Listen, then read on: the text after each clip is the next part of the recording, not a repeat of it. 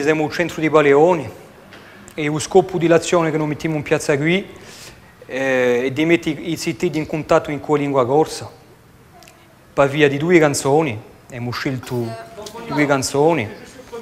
La prima canzone è una canzone tradizionale che ha giovato i parolieri, che si chiama Tesoro da Natura, che tratta della natura. E la seconda canzone, il secondo canto, si chiama Una volta c'era un re. Dunque, per via di questi due canti, cerchiamo di mettere i cittadini in contatto in quella lingua corsa, per cercare di vali conoscere un poco, per via di qualche parole, ciò che è la lingua corsa, ciò che è poi la lingua corsa in una società odinca.